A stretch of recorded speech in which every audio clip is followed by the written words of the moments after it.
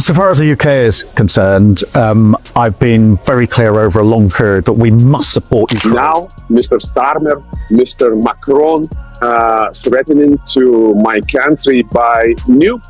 What? Political stage just got intense. UK Prime Minister Keir Starmer is now at the center of a fiery international showdown no one saw coming. In a jaw-dropping moment, a Russian leader took a direct, vicious shot at Starmer live on TV. This wasn't a simple disagreement, it was an explosive verbal assault that left even veteran political analysts stunned. Easy. Okay, the British Prime Minister Keir Starmer has said he's willing to put British troops in Ukraine as peacekeepers after any deal. It's unacceptable. British troops will be direct target for our missiles. You will get coffins in return. Can I just remind him, Russia is the aggressor? Backdrop. Tensions between Russia and the West have been simmering for years. Starmer's recent bold remarks on military support for Ukraine and nuclear threats hit a nerve. Russia, always watching the global stage, wasn't about to let Starmer's tough talk slide. The stakes couldn't be higher. One comment from a leader could spark chaos, and this time, it may have ignited a geopolitical wildfire. What does this mean for Britain and the world? Is Donald Trump considered by you a friend of Russia? Of course not. Of course not. How can be how he can be a friend if he stands right now on a battlefield and killing my people? But Donald Trump is somebody whom your president can do business with, evidently. We're gonna do business with anybody who wants to get business. Keir Starmer has never shied away from bold moves on the global stage. As Prime Minister, he's made his stance clear, especially on Russia. He's fiercely backed Ukraine, pushing for stronger military support and condemning Russia's aggression. He's also reaffirmed Britain's commitment to NATO and nuclear deterrence. But his tough rhetoric hasn't gone unnoticed. In fact, it's stirred up serious tension with Moscow. For Russia, any hint of weakness is a challenge, and Starmer's firm stance may have struck a nerve. What he intended as a show of strength could be putting Britain on a dangerous collision course with one of the world's most powerful military forces. And of course, we have some problems with economy, but you can do nothing with that. And we will fix it. You know that Russian people live pretty good. And our economy is recovering. Your sanctions is nothing. Nobody feel it here. Well, hang on a minute. President Trump has just today, as you will know, said he's considering large-scale further banking sanctions and tariffs if Russia doesn't agree to a peace deal.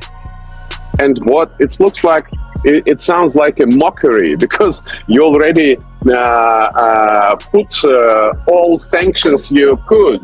And we live under sanctions for decades. We have our own... Keir Starmer's tough rhetoric reached Moscow. Russia hit back fast. Ivany Popov, a Russian MP and member of Putin's party, wasted no time on state TV. He delivered a sharp critique of Starmer's approach, calling Britain's threats against a nuclear superpower misguided. Popov made it clear, Russia wouldn't hesitate to escalate if provoked. His words weren't just defending Russia's actions. They were a blunt warning to Starmer and any leader daring to challenge Moscow without consequences. With every word, Popov reminded the world of Russia's power, not just in military force, but in shaping the narrative with chilling precision. 5'3". Coalition of willing. Europe must do the heavy lifting on Ukraine, says Starmer, amid fears Trump will abandon continent. Sorry, I couldn't even read that. Let's have a look. So after Zelensky went and embarrassed himself at the White House because he basically got told how corrupt he was, and Trump flat out said to him, it seems like you want to continue this war. It seems like you want a lot more people to be taken out. Positioning himself as a bridge of the White House, Sir Keir told a press conference that we still regarded America as a reliable ally. We still regard them as a reliable ally. We agree with the president on urgent need for a durable peace. Now we need to deliver together.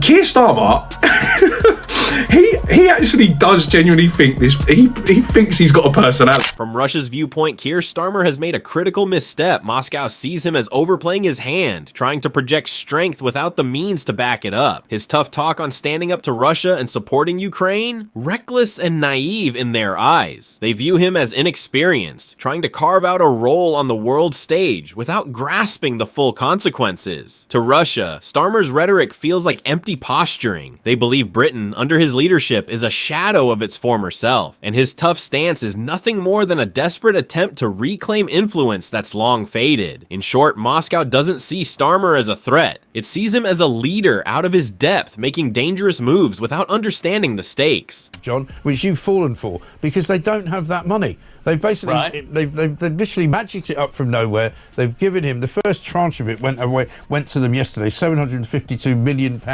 and they say it's a loan. I mean, everybody knows that it's not a loan, because Zelensky, one, will not pay it back, and two, if he does pay it back, who does he pay it back to?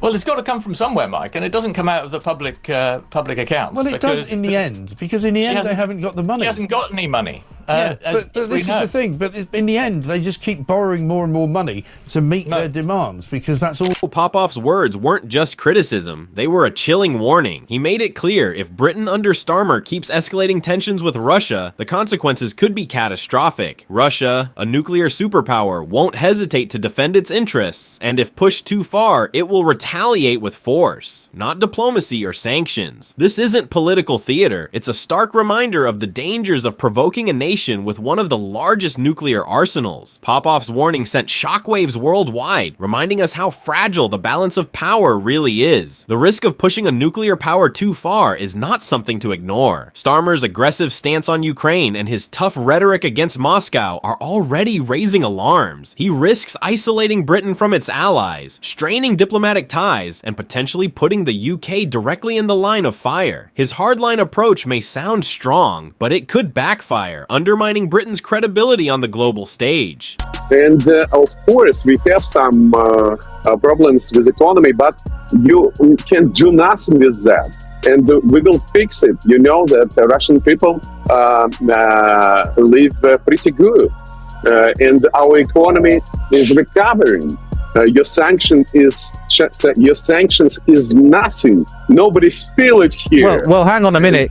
President Trump has just today, as you will know, said he's considering large-scale further banking sanctions and tariffs if Russia doesn't agree to a peace deal. And what it looks like, it sounds like a mockery, because you already put all sanctions you could, and we live under sanctions for decades. We have our own. To global powers, Starmer's bold moves might appear reckless, painting the UK as a player in a dangerous game it can't win. Far from strengthening Britain's global role, his approach risks making the country look unpredictable and weak, with allies questioning his strategy. Starmer's handling of foreign policy could ultimately weaken the UK's standing, leaving it vulnerable to both diplomatic and economic fallout. As Starmer continues his hardline stance on Russia, Britain's diplomatic influence is steadily fading. Key allies like the US, France, and other European nations are hesitant to support his aggressive approach, focused on their own challenges. This hesitation only underscores the precariousness of Starmer's strategy. Instead of rallying global support, his actions are isolating Britain, making it appear less like a leader and more like an outsider in international diplomacy. They can do. No, I don't think this is increasing borrowing, because that is precisely the issue that she has with the Office for Budget Responsibility. No, I get that, but what I'm saying is that they're saying one thing with one hand and they're doing something else. You know, the Attorney General, Lord Hermer, has been criticised already by people in government because he has warned ministers against seizing Russian assets and using the money because they've been in limbo since the invasion of Ukraine. Because the problem is that if you start using that money, there are all sorts of legal ramifications to using that money, right? Yeah, so you can't blame Lord Hermer. You're agreeing with him.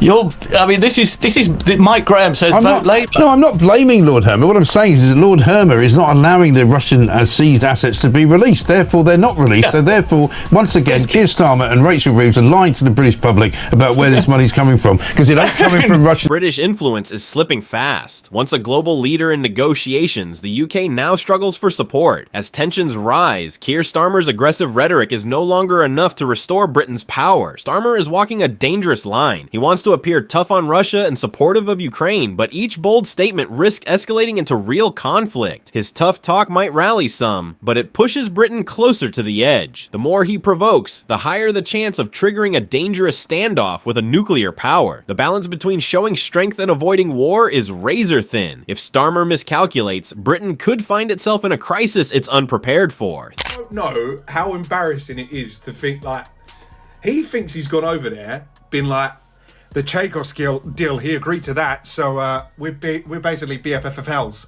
Even though Trump already knows that he's already gone and had a word with Macron to be like, how do I deal with him? And then he's invited Zelensky over after then having that whole thing with Trump.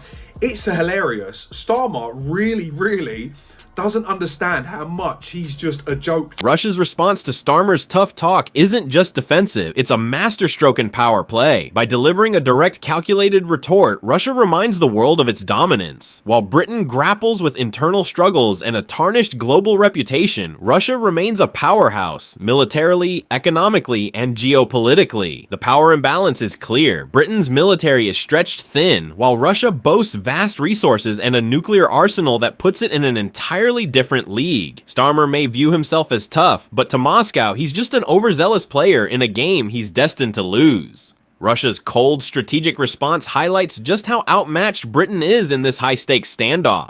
I don't know that there are anybody, there's certainly no one that you have spoken to that wants to send British troops into Ukraine. There's nobody that you've spoken to that thinks that putting troops on the ground and boots on the ground is a good idea. And I think you'll find that many people in this country think that Keir Starmer is one of the worst prime ministers we've ever had. And if you can find me a tranche of people who don't think that, then good bloody luck to you. You can probably put them on the He's a very taxi. unpopular prime minister, but Mike, the opinion polls show that public opinion actually thinks he's handled the Ukraine situation quite well. Yeah, but you know, you can't just hang on to that because everybody knows that you might think he's handled it well. I mean, are you really seriously going to tell me that when you watched him last Thursday in the Oval Office, you didn't sit there and just cringe and hold your head in your hands and go, what's he doing? Keir Starmer's showdown with Russia is a pivotal moment in his leadership. The decisions he makes now will shape not just his political future, but the UK's foreign policy. Starmer is at a crossroads. Will he pull back, acknowledging the danger of provoking a nuclear superpower? Or will he double down, risking Britain's involvement in a perilous conflict? The pressure is on, and the world is watching. Backing down could undermine his credibility, making him seem weak. But pushing further could escalate tensions with far-reaching consequences. This moment will define Starmer's legacy and either solidify or shatter Britain's place on the world stage. If you found this insightful, like and subscribe. More videos are waiting for you here.